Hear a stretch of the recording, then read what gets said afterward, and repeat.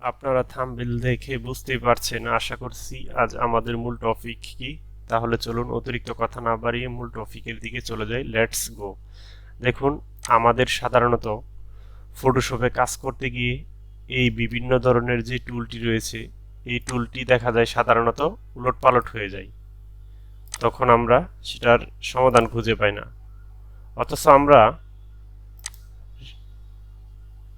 Reset এসেনশিয়ালে click করার পরেও আমাদের সেই সমস্যাগুলো সমাধান হয় না।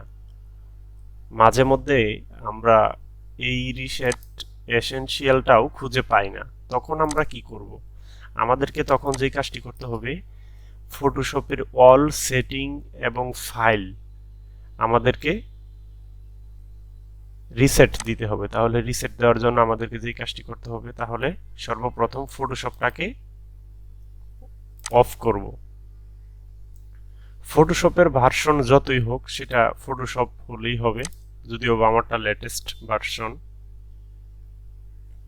আপনাদেরকে যে কাজটি করতে হবে, আপনারা কিবোর্ডের কন্ট্রোল অল্টা শিফট ক্লিক করে ফটোশপের লোগোতে এসে ডান ক্লিক করুন। মাউসের ডান ক্লিক করে দেন ওপেনে ক্লিক করুন। ওপেনে ক্লিক করার পরে আপনারা দেখতে পাবেন directly delete the Photoshop Adobe Photoshop setting, ইয়েসে ক্লিক করুন। এখন কিবোর্ডের বাটনগুলো ছেড়ে দিন। দেখুন, আপনাদের যত ধরনের সমস্যা ছিল, আমার দেখানো নিয়মে যদি চেষ্টা করুন, 100% আপনাদের সমস্যাগুলো সমাধান হবে।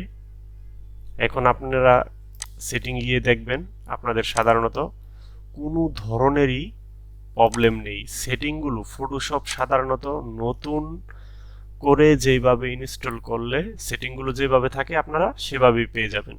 এক বিন্দু পরিমাণ ফটোশপে কোনো প্রবলেম পাবেন না। আশা করছি আপনাদের গুরুত্বপূর্ণ সমস্যাটি সমাধান হয়েছে। এই ধরনের digital marketing, graphics designing, social media, all in all অথবা প্রবলেম সলভের গুরুত্বপূর্ণ ভিডিও পেতে আমাদের চ্যানেলটির সাথেই থাকুন। লাইক, কমেন্ট, সাবস্ক্রাইব করে পাশে থাকুন। অগ্রিম ধন্যবাদ। খুদা হাফেজ। আসসালামু আলাইকুম।